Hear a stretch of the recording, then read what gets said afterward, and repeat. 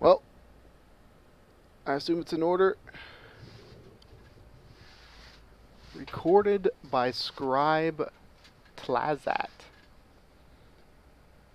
The following pages are a true and authentic publication of the incredible deeds and remarkable discoveries of the Emperor Callus, greatest emperor of the Cabal, witnessed by his most loyal allies and recorded by his most trusted scribes.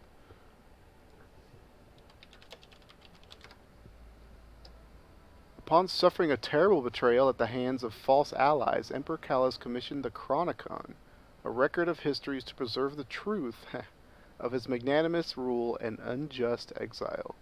His royal historians, Scribe Tlazat and Scribe Shagak, are solemnly entrusted with the writing and keeping of these vital records.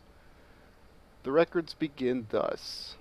On the day that his joyful majesty was ejected from his home on Torabottle, a great mania of aggrieved despair seized the Cabal people. Millions of the Empire's most loyal and joyous subjects took to the streets to lash their hides in bloody mourning. The planet heaved and shook with bereavement so mighty that the usurpers conceded they could not kill an emperor so beloved. In this way the emperor was placed upon a great prison ship called the Leviathan, and set on an unchangeable course away from his homeworld, said the emperor to his attendants on the eve of his exile.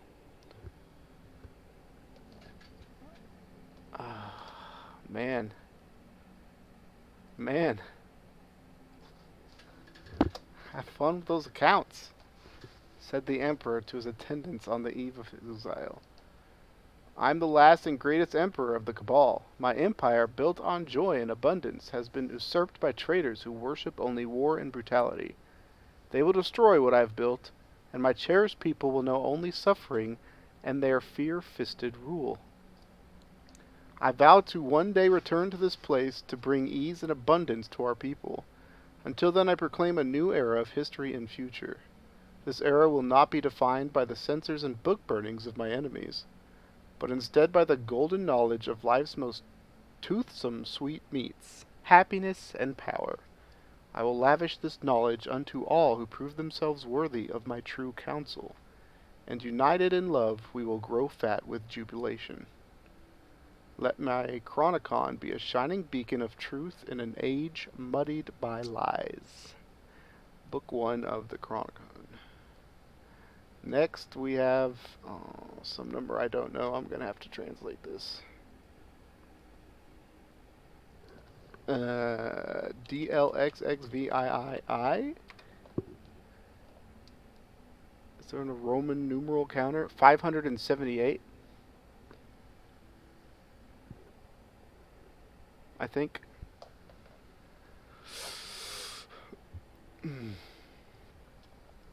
Recorded by Scribe Tlazat. After many days of uninterrupted flight, the Leviathan experienced a violent malfunction. This scribe prefers not to lean on metaphoric language when the accuracy of history is at stake. But in these unusual circumstances, the record may forgive a departure into the subjective. It was as if the ship had been plucked from the cosmos like a berry by some gargantuan hand, rolled between forefinger and thumb, squeezed and tested for ripeness, and then, having been found satisfactory, slung backwards in an unknown direction towards an unknowable maw.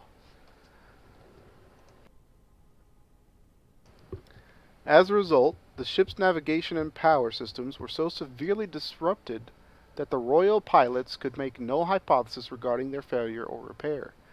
The ship was plunged into disarray and darkness, and its people gathered around the Emperor to seek his guidance and love. Instead, the Emperor donned a pressure gel suit and demanded to exit the ship alone. Said Callus, I wish to see the destination of my banishment in private. He could not be persuaded otherwise. I, Tlazat, must break the convention of our record-keeping for fear that this entry may be the last of the Chronicon, lens of truth, compendium of happiness, symbol of the lavish benevolence of His Majesty the Emperor.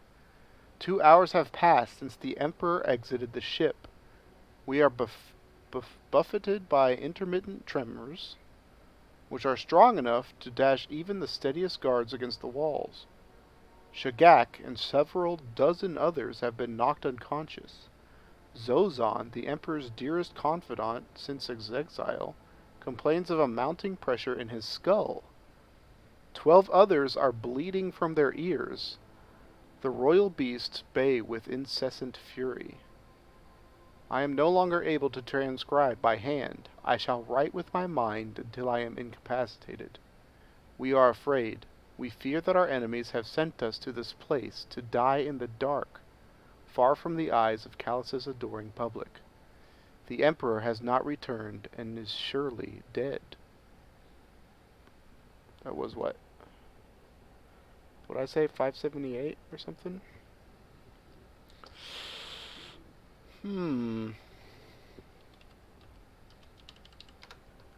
578, huh?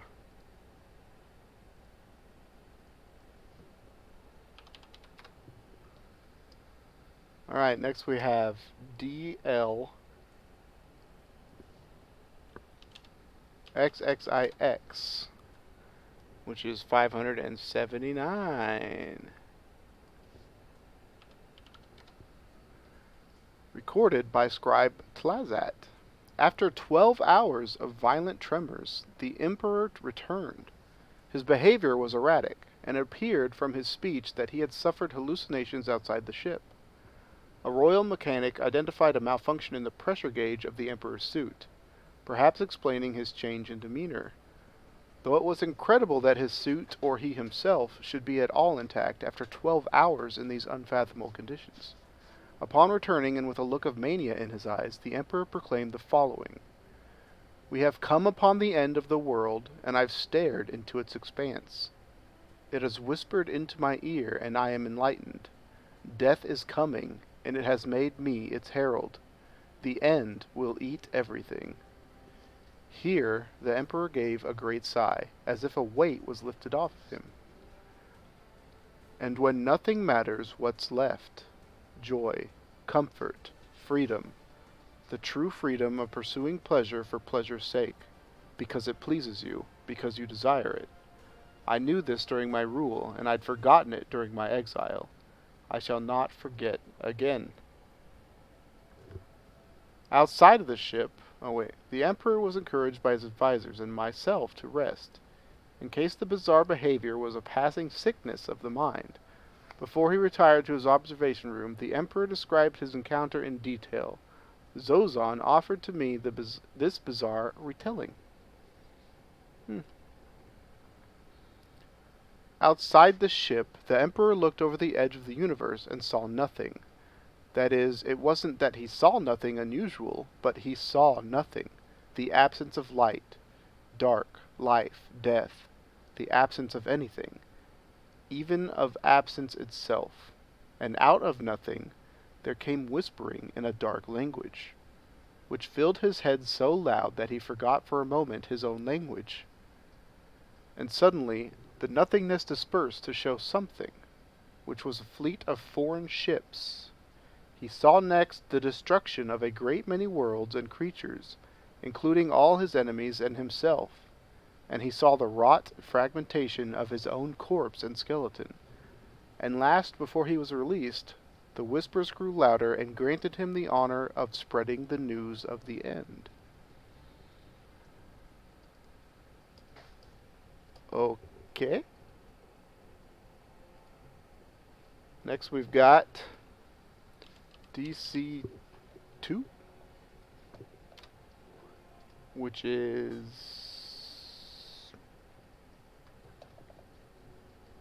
I don't know, Roman numerals.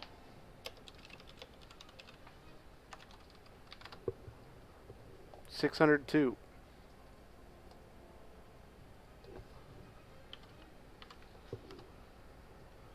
What's happening right now?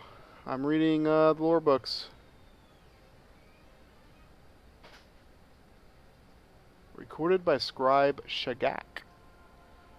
Whereas the writings of Scribe Tlazat revealed a treasonous mistrust for our great emperor, and whereas his traitorous actions resulted in a falseness writ into our records unknowingly, Therefore the scribe Shagak shall rightly replace him as royal historian, alongside scribe Exult, by order of the emperor himself. Let truth alone shine through these records, not personal bias or failure. You mean Twitch chat? You still don't understand what's wrong? Oh, well, that's perspective. The following corrections to the record must be observed. The great revelation was not a hallucination induced by a malfunctioning suit. And such a suggestion is akin to treason, punishable with death by boiling. The expansion of the prison ship Leviathan into a great palace of pleasure was an edict supported by all of Calus's loyalists, save for the traitor Tlazat. And the shadows of the Clips, the Sindhu, and the Arkborn represent the greatest, most skilled of their kind, handpicked by Calus himself, and were chosen not for any petty or personal aim, but a greater cosmic need, to help our great emperor usher in the end of times.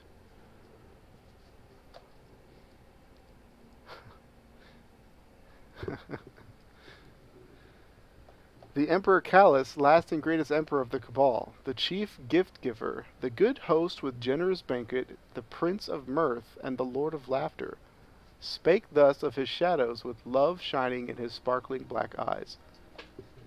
My beloved shadows represent everything that was lost to me when the Red Legion took Torobottle. They are the epitome of the empire I built. They are each the perfect specimen from their homeworlds, living the fullest version of their lives because they are the fullest versions of their very species. They are everything I need to reclaim that what was taken from me, and they are the ones I want by my side as I prepare this world for its end.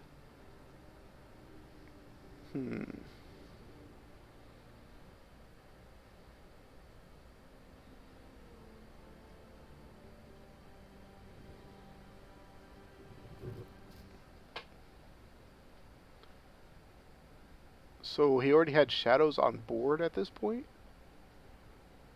Chosen not for petty or personal aim, but a greater cosmic need. Or was this like after the event, then they got these shadows, and then he proclaimed this? I don't know.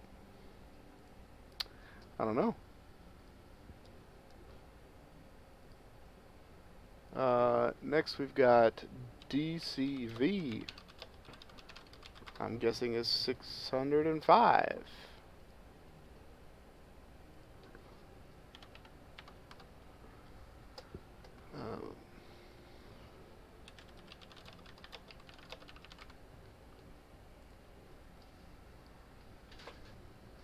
Recorded by Scribe Shagak. After the fall of his shadows, the great Emperor Calus, master of celebrations, patron of festivity, stood in the throne room of his great ship. The Golden King's shining, mottled brow was furrowed with a deep melancholy, and the beauty of his face was marred by a frown. Dominus Gaul, the ghost primus, the usurper, lived, while the mightiest of his shadows, his chosen killers, his zenith champions, were dead. When approached by one of his advisors, who hoped to console the emperor held up his great hand and said, bewildered, I have failed them. I have been chosen to bring forth the end of the world, and I set my sights so low as petty revenge. My enemies deserve to suffer and fall for their treachery, but my shadows were meant for something greater than the violent end I sent them to. They have been ruined, just like my beloved empire. Here his advisors rushed eagerly to reassure him, troubling him with offers of wine or food or false words of comfort, but the great emperor was not moved. What they asked him timidly of the rest of his shadows. Those who had not gone to fight Gaul, they still lived. No, I have ruined them, all of them, the great emperor whispered. I've spoiled the whole batch. Okay, crazy guy becomes depressed. And we move to DCC2, which is 702. We've skipped ahead like 100 books. Or whatever, inscriptions. Recorded by Scribe Shagak. So perplexed was the emperor by the failure of his shadows that he spent many hours meditating with his advisors on what had happened. His advisors made many misguided attempts to soothe him, fearful that wrath lay below the calm surface of his demeanor. On one such day the emperor met with his advisors, Tluarg and Ilhali, who clumsily derided Gaul's crude brutality in hopes of cheering him. Spake the generous and compassionate emperor. Gaul has risen above his own past. That, at least, is admirable.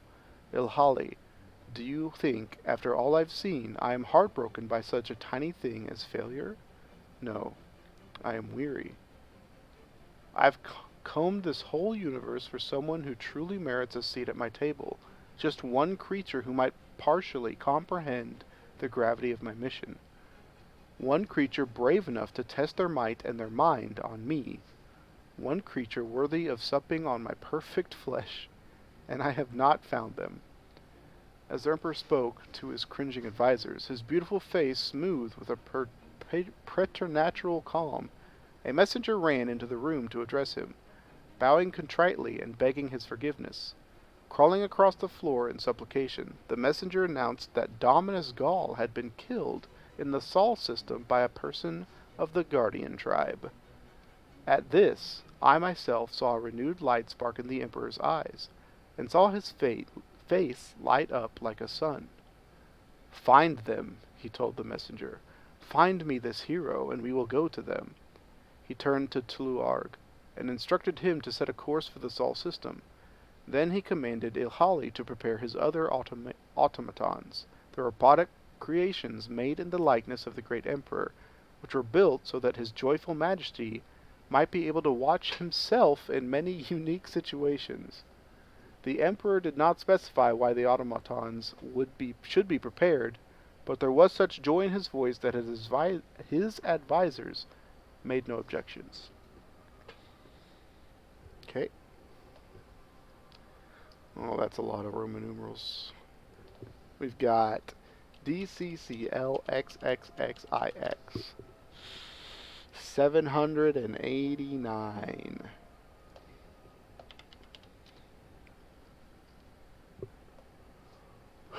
Recorded by Scribe Exult. Nick says the fun part's about to begin. He's finally on his way to our system. What follows is an unsent letter to the hero of the Guardian tribe, dictated by the great Emperor Callus. Ah, Lightborn, what a joy it has been to watch you. When I invited you aboard my Leviathan the first time, it was an exceptional pleasure to see you go through a test I designed myself. It was uniquely suited to your talents. I would later realize, though, that wasn't my intention. Just a happy trick of fate, that the talents I sought were those that you possess. When you shot the cup from my automaton's hand, ah, Guardian, my soul lit up with longing. And when my beautiful ship was invaded, twice in fact, by the vexed-mind Argos and later by that hateful Valcar, these visits were not so predictable. You navigated the dangerous particularities of my lovely home with such grace, enthusiasm. More than anything else, that delighted me, your enthusiasm for a challenge. Watching you leap nimbly through my reactor, seeing you lead your team in perfect synchrony against the jealous Valcar, how it tickled me. These exploits drew me to you. They inspired me to fashion you a chalice of your very own, that you might drink deeply of my royal blood and be enriched. And I knew the attraction was mutual, for you leapt head first into my menagerie. You took my every gift, you answered my every challenge. That day you gallantly slew Galeron, golden chalice in hand. That was the day I truly knew we were meant to be together. Spoiler alert, we're gonna beat the raid. I'm ensnared by you, Guardian. I wish to possess you as my own until the end of existence. Alright, so that puts us up to the present. Next, we got DCCCVII 807. I don't feel safe around Callus anymore. I don't know why you ever felt safe around Callus.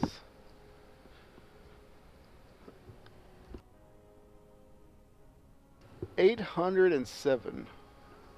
Recorded by scribe Shagak. On the day the hero of the Guardian tribe became the shadow of Earth, the great emperor ordered a magnificent banquet to celebrate. The finest royal wine was served to all, along with a great feast of delicacies from both Torbottle and from Earth. The evening began with a light first course and play put on by the Leviathan's performance troupe, which retold a fictionalized account of Gaul's defeat. The Shadow of Earth sat at Callus's right during the performance and loudly applauded the finale of the show, where the player portraying Gaul, Tor Trakal, was killed in a great blaze of fire and light.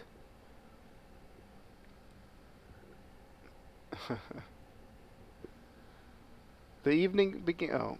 After the performance, while the troupe removed the body of Trakal from the stage, a second course was served, and the Emperor's master of rhyme recited a poem in honor of the Shadow of Shadows, praising their accomplishments and virtues, and the virtues of the great Emperor that allowed him to choose them so rightly. A third course was served, plus. I don't like this plus right here. A third course was served, while the Emperor's psionic dancers performed a celebratory ribbon dance. After the third course was finished and everyone had applauded, the Emperor rose to deliver a speech. Is there another plus in this?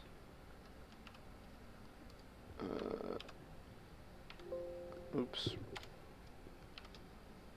That's the only... Oh, there it ends down here.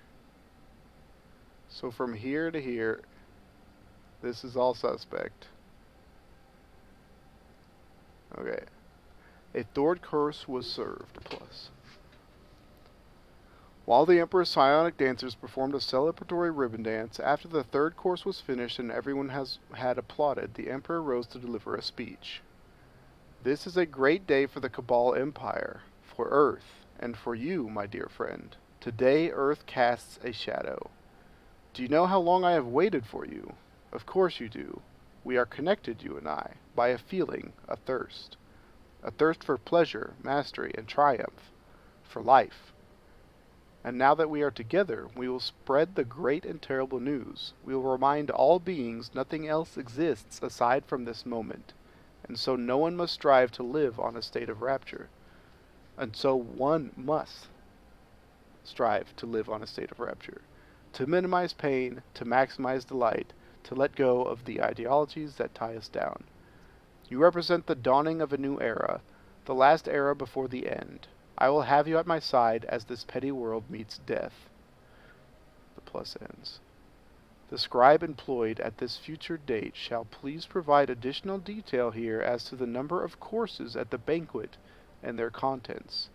Delete this footnote upon the actualization of this history. What? The scribe employed at this future date shall please provide additional detail here as to the number of courses at the banquet and their contents. Delete this footnote upon the actualization of this history. Why does it say of this future date? At this future date. Oh well. Moving on. We've got MSCXII, which is 1012.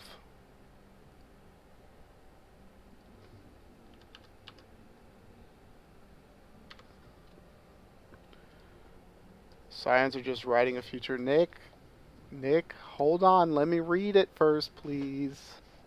Hold your horses. No spoilerinos. Recording by Scribe Shagak. Oh, this one's titled Forthcoming. Spike the great emperor to his shadow of shadows. Go forth and gather a new army of shadows. Choose only the most beautiful, the most devoted, the most joyful, the most skilled. I know you will find them, for you look at this world as I do. We see beyond the tethers of, of impermanent existence. All of our vows, our wishes, and our loyalties will someday be reduced to a nothingness so vast you cannot imagine it. This system is plagued by petty grasping. Humanity wages a pointless war against its enemies. Mara Sov keeps her people in an endless struggle against fate. The Elixni strive for a lost age, far out of their reach. Expose their pointless attachments, my shadow, and in doing so, free them. I'm asking rhetorically. Don't think I'm actually asking. I'll pause and look for answers if I'm actually asking. On this day, the great Emperor Callus, bringer of joy, champion of cheer, announces the long-anticipated formation of his new army of shadows. The Shadow of Earth, having set out on a conquest at the behest of the Emperor, began by scouting the remaining Elixni houses in search of new recruits. There are few promising contenders among the factions, so that the Shadow ended nearly all interactions with a merciful show of violence to save these creatures the shame of meeting the end of times in such a sorry state. One promising upstart stood out within the Elixni tribe, called by his allies as Mithrax the Lightkill, whom the Shadow of Earth promptly took on as a protege. Together the Shadow and Mithrax eliminated the Elixni who remained loyal to their pathetic houses. Secondly, the Shadow of Earth approached the awoken queen Mara Sov, who styled herself Shipbreaker, to offer her the same mercy shown to the Elixni. As anticipated by both the Emperor and his Shadow, Mara Sov rejected the offer of peace, and so the Shadow of Earth killed her on her throne. After the unceremonious death of her queen, the former queen's wrath Petra Venge joined the Shadow of Earth and swore fealty to Emperor Callus and his great purpose. Together, Petra Venge and the Shadow eliminated any remaining awoken loyalists. We welcome these new shadows to our noble quest. They have dropped the pretenses of their former lives, abandoning their pointless fixations and allegiances, and for this we celebrate them. Okay. It's getting really weird. It's getting really weird. It's so weird. I believe none of that, obviously. So next we've got forthcoming, titled again, MCXX. Is that going to be an even number? 1120. 1120. Okay, we continue the forthcoming random weird BS recorded by Scribe Shagak. It came to pass that after gathering their army of shadows, rebuilding their fleet, and making a more permanent home of the Sol system, the great Emperor Callus and his shadow received messages from the Vanguard of Earth and the war machine Rasputin. These messages read, "Remove your forces from our planets and moons, or we will respond with deadly force." But Emperor Callus had seen death at the edge of the universe and was not afraid, for these figureheads and their war machine were not death. The Emperor Callus, in his wisdom and mercy, permitted his Shadow of Earth to sit down to negotiations with the Earth Vanguard. Although the Shadow of Earth spoke of the Emperor and his knowledge of the coming end, the Earth Vanguard were so attached to their worldly struggles that they could not hear. They declared war. The Shadow of Earth rose with such a suppressed fury that neither the Emperor nor his advisors had ever seen before. Shuddering with rage, the Shadow of Earth spake thus: "Who do you think I am? Without me, you have only a dwindling army of ambivalent soldiers. I am the young wolf. I killed the taken king. I defeated Gaul. I roused the traveler. I silenced the moon. I stopped the invasion. I broke the curse. I broke the houses. I killed the queen. I am the Shadow of Earth." In the following silence, the Shadow of Earth continued gravely. The end is coming. Consider you and your people warned. As a courtesy, the vanguard of Earth were permitted to leave the Leviathan unharmed, and the Shadow of Earth gathered the Loyalist forces. After the reclamation of the Athenium World X, which held in its secrets of one of the most advanced predators in the system, the Aphelion,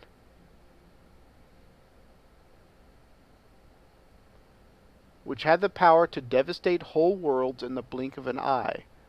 The Shadow was able to use this lost knowledge to rebuild the Loyalist fleet stronger and more magnificent than ever. Athenium World X, which held in it the secrets of one of the most advanced predators in the system, the Aphelion. Athenium World X, huh? I wonder if they're talking about the Dreaming City, maybe, I don't know. But don't tell me, Nick! I'm just wondering out loud. With the renewed ships of the Loyalist fleet, the Shadow of Earth led an attack on the War Machine's seat of power, the region of Hellas Basin on the planet Mars.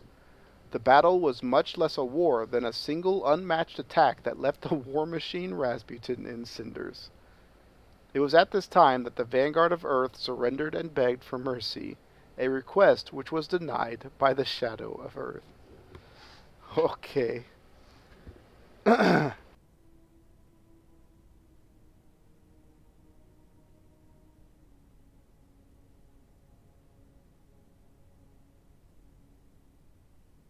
Okay.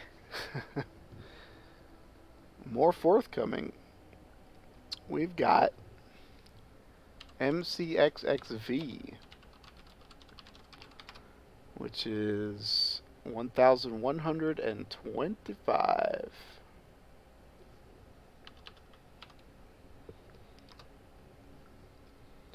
More forthcoming, recorded by, we're on Scribe Exalt now. When the great Emperor Callus and his Shadows of Earth had nearly conquered the system, the Leviathan was rocked by a great disturbance. Royal mechanics reported that in the inner rooms of the ship a strange rift had opened, and from it came the acrid stench of hive ritual pyres. I am Savathun, and I am Death. It was through this rift that Savathun, the Witch Queen, allowed her monstrous children to pour into the belly of the great ship and flood its corridors with their clicking and skittering. A great many of the Leviathan's inhabitants were filled with dread and fright. While this coward invents his histories and futures, I wait. These messages are my gift to you. But the great Emperor Callus had seen death at the edge of the universe and was not afraid, for this witch and her spawn were not death. Said the laughing emperor to his beloved Shadow of Earth, remove the wretched Savathun from my hallways. I have no use for her or her children. So consumed are they by their tragic hunger, the hive would cast a weak shadow. Erase them from that great horizon that awaits us, for they have no place at my table when the end comes. Don't laugh. This is written by the same lore people as all the other books. I mean, I get that, but still. And so the Shadow of Earth exterminated the children of Savathun. When the mother herself sought to slither back into the hole from whence she came, the Shadow of Earth followed her to her throne and slew her there, to die her final death. We've got an arrow up, which I don't recognize in any other lore books. A note, A note to Scribe Shagak. Please be advised that although our great emperor knows the shape of the future very well, we cannot presume its texture. Refrain from making such sweeping, grandiose assumptions about unknowable technologies. Like those of the Athenian worlds, it will save us a great deal of rewriting later. Delete this footnote upon the actualization of this history, and appropriate corrections made to Scribe Shagak's records. Okay. So they're pre-writing this future cognition, this vision that the Callus has. and they plan to edit it later. Hmm. Okay. Okay. Didn't that guy leave Bungie? I don't know what guy you're talking about, Fev. There was a guy that wrote at the beginning of Destiny 1 that left before Destiny 1 ever launched. I don't know of any other writers that left, but I haven't really looked into it. There isn't one guy, but yeah, I think he left after Forsaken, but the lore has been some of the best after Forsaken. Oh, yeah, I don't know which guy you're talking about. Don't question it, says Nick. Embrace the truth. Yeah, yeah. Alright, next we've got MCXXXV, which is 1,135. That's a lot. That's a lot of notes these scribes wrote. Many pages. Alright, this one's going to start with a plus. Forthcoming, recorded by Scribe Shagak, plus. And it was in this way that the great Emperor Callus conquered his enemies with his shadow of earth at his side. There was a great rejoicing, for the struggle to evade the sharp edge of the end of the world was over, and the people of this system could at last breathe and live and love in the shadow of their ever-present doom.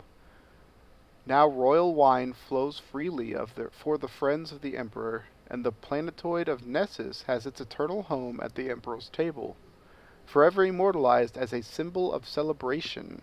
So that's what he's trying to do with Nessus right now?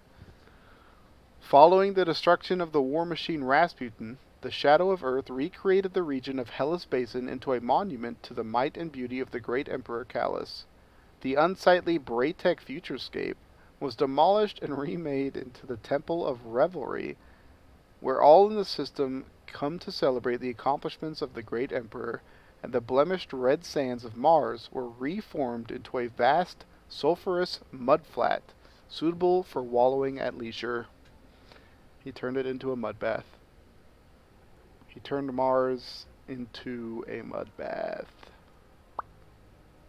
The people rejoiced Emperor Callus has brought freedom and conviviality, I don't know that word, to the world of this system.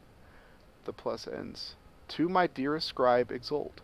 A lack of imagination is a crime far worse than any small exaggeration, meant to uphold and approach the glory of our beloved emperor. History is made as much in the writing as it is in the living. Okay. So that was Shagak that wrote that. I don't even know how far in this book we are right now.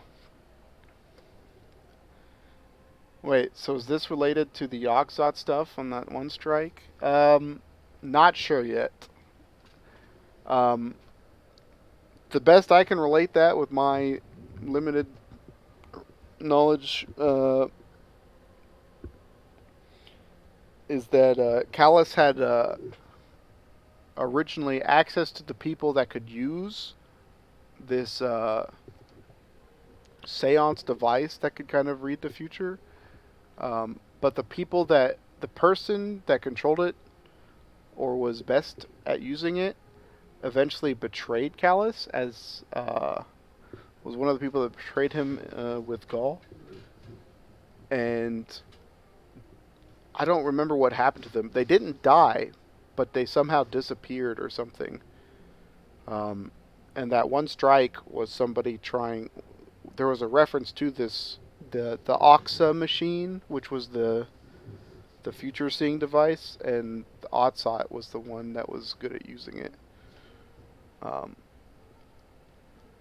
And I believe Callus had made his own replica Oxa machine or somehow, and that might be how he's coming up with these weird visions. The Scions, yeah. Yeah, some sect of Scions, some really strong Scions. Anyways, we got next MCXLII.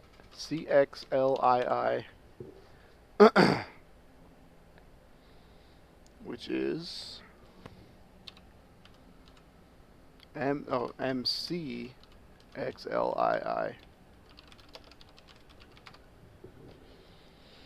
1143.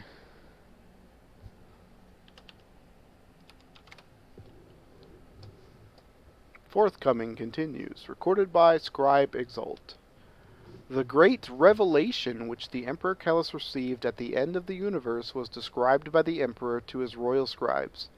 His description is indeed what came to pass, and is happening now, 118 years after the Emperor brought liberty to the Sol system.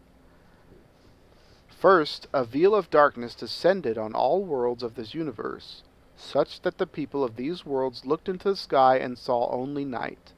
All worlds, no matter their natural or synthetic geographies or climate, grew cold. The people of these worlds, having been subjected to the strangeness and adversity, began to grow afraid and suspicious of one another.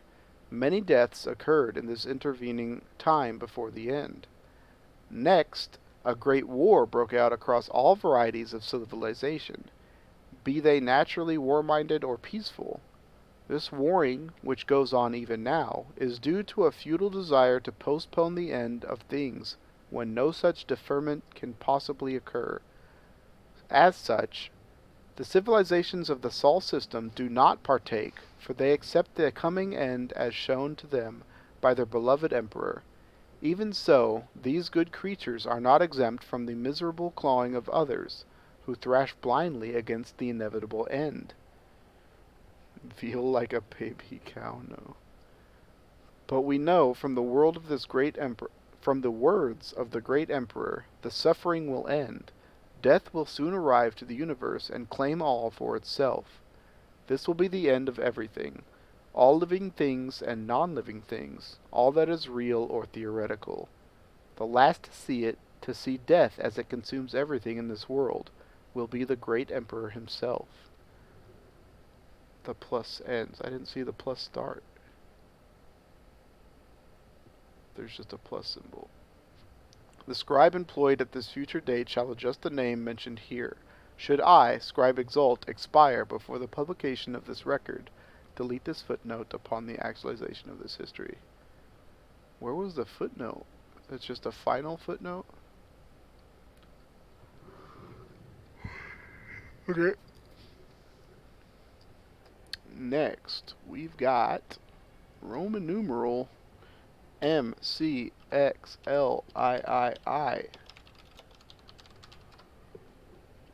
which is 1143.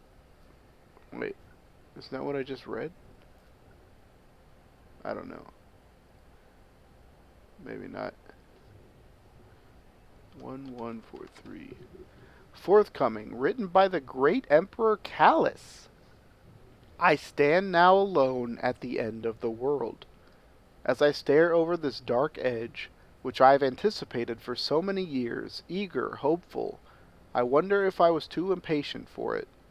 I do not wish it away, no, but I am faced with accepting that ushering in the blessed, long-awaited end means an ultimate goodbye to you, old friend. You and I were always connected. The threads of fate strung us together and tightened, drawing us ever closer, however slowly, and I realize now that, even before we found each other, you were a presence in my life. Time is such a strange, twisting thing, and I see my past so differently.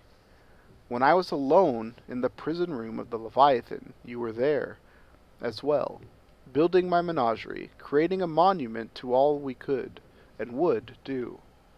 When I met the Void, you were there, somewhere in those phantom whispers, my companion in bringing forth the inevitable end of the world. Even before I knew you, I searched for you. I was searching for you when I found my first shadows. I was mourning your absence when they failed. And yes, my shadow, the search was exquisite. The wait was bliss. But the moment I found you, the completion of my design, it was pure delight. You helped me reclaim what was lost when the Empire fell to the Red Legion. More than that, you helped me build beyond it. We took this system together. Together we created a new world, in the mere moments before it ended. And though our time was short, it was not wasted. You were not wasted. I am proud that you were the last one at my side when end came. There is no one else I would have chosen to stand by me. Thank you, my shadow. Thank you for your sacrifice. And that is the end of that book.